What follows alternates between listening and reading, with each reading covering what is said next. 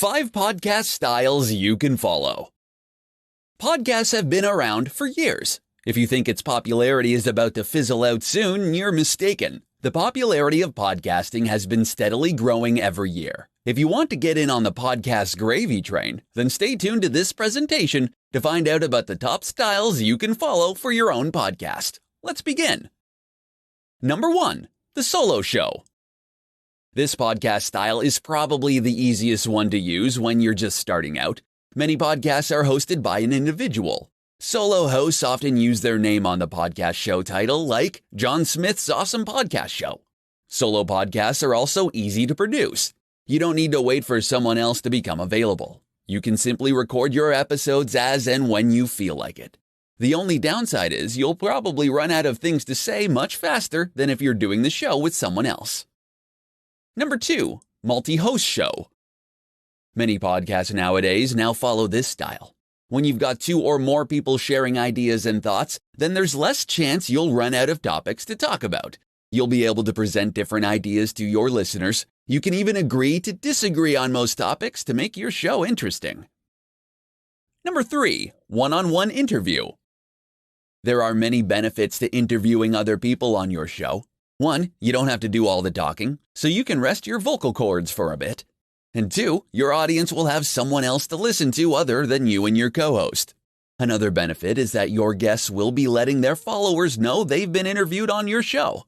This means that their followers can potentially become your followers too. Number 4, roundtable discussion.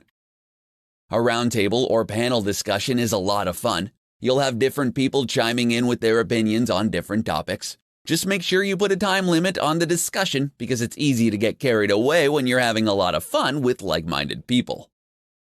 Number 5, storytelling. Some podcasts are in a storytelling format. Sometimes the host will be reading one story for the entire show. For other shows, they'll narrate one story over the course of an entire season. So it's sort of like a radio drama, but in podcasting format.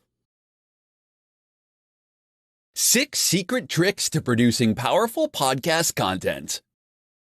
Podcasts aren't created equal. There are great podcasts and there are meh podcasts.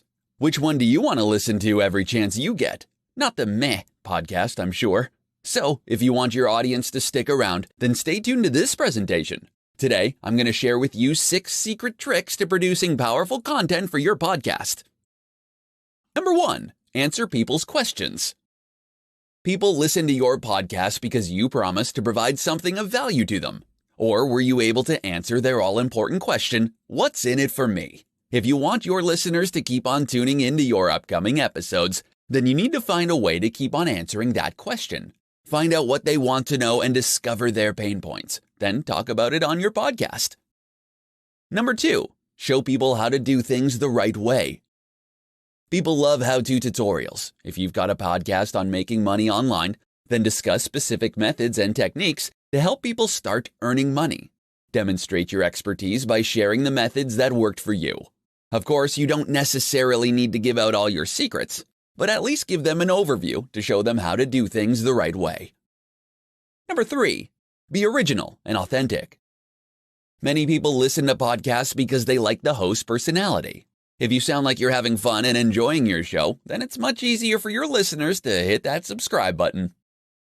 Number 4, plan your podcast content in advance.